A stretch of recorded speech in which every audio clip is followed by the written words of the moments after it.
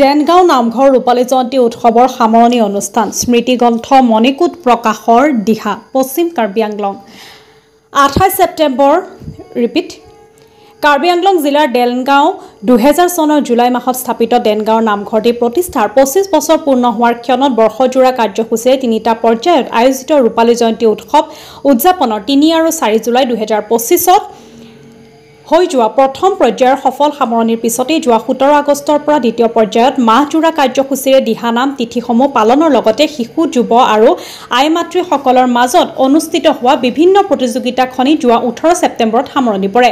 অহা 4 আৰু 5 অক্টোবৰত দুদিনীয়া কাৰ্যসূচীৰে ৰূপালী জয়ন্তী উৎসৱটোৰ তৃতীয় পৰ্যায়ৰ কাৰ্যসূচী অৰ্থাৎ সামৰণি অনুষ্ঠানটো অনুষ্ঠিত কৰাৰ বাবে প্ৰস্তুতি অব্যাহত আছে। ডেনগাঁও নামঘৰ ৰূপালী জয়ন্তী উৎসৱৰ সামৰণি অনুষ্ঠানৰ 4 অক্টোবৰৰ কাৰ্যসূচী অনুসৰি পুৱা 8 বজাত নামঘৰৰ মূল পতাকা উত্তোলন কৰিব ডেনগাঁও নামঘৰ পৰিচালনা সমিতিৰ সভাপতি কনক মেছ আৰু নামঘৰ ৰূপালী জয়ন্তী উৎসৱৰ পতাকা উত্তোলন কৰিব উৎসৱ উদযাপন সমিতিৰ সভাপতি জীৱন চন্দ্ৰ পাটৰে। পুৱা 9 বজাত স্মৃতি তৰ্পণ কৰিব টুটুমণি শইকীয়াই। পুৱা 10 বজাত বৃক্ষৰোপণ কাৰ্যসূচী শুভাৰম্ভ কৰিব বন সংৰক্ষণ বিষয়া ৰাজেন ৰংপিয়ে। পুৱা 10:30 মিনিটত প্ৰদৰ্শনী দ্বাৰা উন্মোচন কৰিব কিৰণবালা দেৱীয়ে। পুৱা 11 বজাত সামূহিক নাম প্ৰসংগ কৰিব ডেনগাঁও নামঘৰৰ ৰাইজে। বিয়লি 4 বজাৰ পৰা ডেনগাঁও নামঘৰৰ আইসকলৰ দ্বাৰা দিহানামো পৰিৱেশন কৰা হ'ব। সন্ধিয়া 6 বজাত বন্তি প্ৰজ্বলনৰ কাৰ্যসূচী শুভাৰম্ভ কৰিব নামঘৰীয়া নৰেন কুমাৰে। সন্ধিয়া 7 বজাৰ পৰা ডেনগাঁও নামঘৰ ৰাইজৰ দ্বাৰা সন্ধ্যা প্ৰসংগ কৰিব। কাৰ্যসূচীৰ শেষৰ দিনা অৰ্থাৎ 5 অক্টোবৰত পুৱা 6 বজাত প্ৰাতঃ প্ৰসংগ কৰা হ'ব। পুৱা 8 বজাত ভাগৱত ভ্ৰমণো সাংস্কৃতিক শোভাযাত্ৰা কাৰ্যসূচী উদ্বোধন কৰিব অৱসৰপ্ৰাপ্ত বেংক বিষয়া শৰৎ চন্দ্ৰ মহন্তই।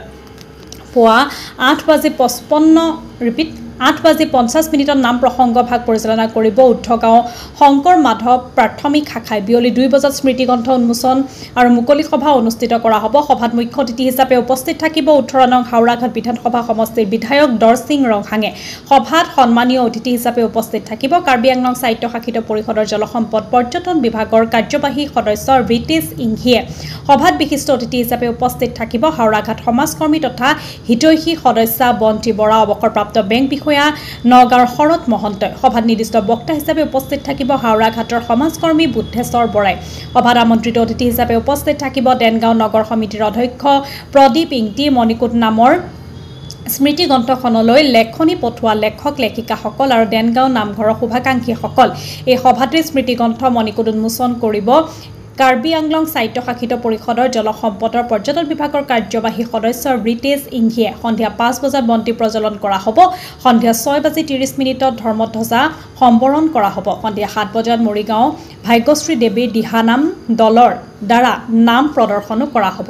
পশ্চিম কাৰ্বি আংলঙৰ পৰা নাৰায়ণ বৰুৱাৰ ৰিপৰ্ট নিভাজ অসম লাইভ। জুলাই মাহৰ 2025 আমাৰ ডেনগাঁও নামঘৰৰ ৰূপালী জয়ন্তী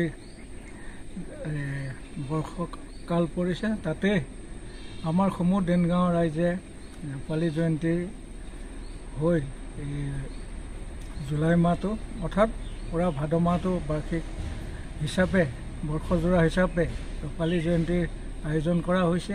এতিয়া শেষ পৰ্যায়ত আহি পৰিছে 4-5 অক্টোবৰত শেষ পৰ্যায়ৰ সেইখিনিলৈকে আছে আৰু ইয়াৰ মাজতে বহুতখিনি হেৰিও হৈ গৈছে নাম প্ৰসংগ প্ৰতিযোগিতা আদি কৰি। সেয়েহে ইয়াত সকলো সুচৰাৰূপে চলি গৈ আছে আৰু শেষলৈকো এই দুদিনীয়া যি কাৰ্যসূচী সেইভাগো যেন সুখে শান্তিৰে চলি যাব বুলি মোৰ কামনা। কৃষ্ণ। আমাৰ অক্টোবৰ 4 আৰু 5 অক্টোবৰ দুদিনীয়া কাৰ্যক্ৰমণিকাৰে আমাৰ শেষ পৰ্যায়ৰ 3টি পৰ্যায় আছিলতো, সেয়ে আপোনাৰ শেষ পৰ্যায়ৰ আমাৰ কাৰ্যসূচীভাগ আমি অৱগত কৰিবলৈ ওলাইছোঁ।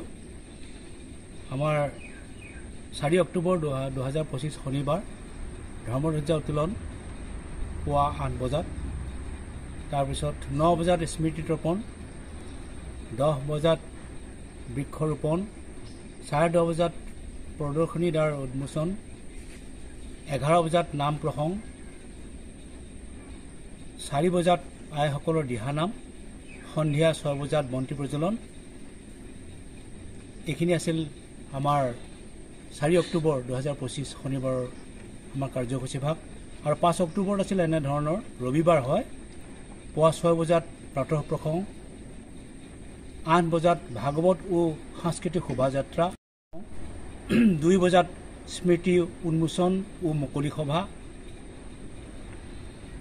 সন্ধিয়া বন্তি প্ৰজ্বলন, 6:30 বজাত ধৰ্মধ্বজা স্মৰণ সম্বৰণ, আৰু সন্ধিয়া 7 বজাত মৰিগাঁৱৰ শ্ৰীমতী ভাগ্যশ্ৰী দেৱীৰ দিহানাম দলৰ নাম প্ৰদৰ্শন। এইখিনি আছিল। তাৰপিছতে আমাৰ এই কাৰ্যসূচী ভাগ সমাপন ঘটিব। সেয়েহে আমি এই দুদিনীয়া কাৰ্যসূচী ক্ৰমণিকাৰ যিখিনি আমাৰ সকলোৱে যেন আমাৰ বাপ বান্ধৱ আইমাতৃ সমস্ত যুৱক যুৱতী শিশুবৃন্দকে ধৰি আদি কৰি আৰু সমূহ ভক্তপ্ৰাণ বাপ বান্ধৱ যিসকলে আমাক যে সহায় কৰিছে সকলোকে ভগৱন্তৰ ওচৰত প্ৰাৰ্থনা কৰিছোঁ, সকলোৱে ভগৱন্তে কৃপা কৰক, সকলো সংসাৰ সুখৰ হওক, তেখেতসকলৰ ৰাজনৈতিক হওক বা সামাজিক জীৱন হওক সকলোখিনি সুন্দৰময় হয়।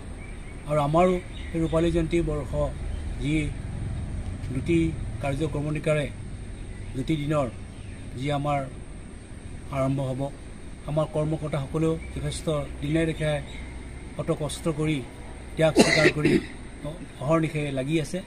সেয়েহে আমি ভগৱন্তৰ ওচৰত প্ৰাৰ্থনা কৰিছোঁ যেন আমাৰ এই 25 বছৰ আমাৰ যি ৰূপালী জয়ন্তী দেনগাঁও নামঘৰৰ প্ৰভু ভগৱন্তে আমাক এই ৰূপালী জয়ন্তী ভাগ উদযাপনৰ ক্ষেত্ৰত সফল মণ্ডিত কৰিব বুলি আমাৰ প্ৰাৰ্থনা থাকিল।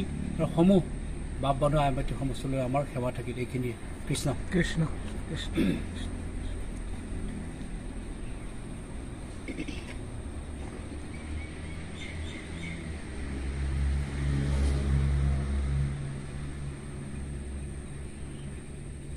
The time is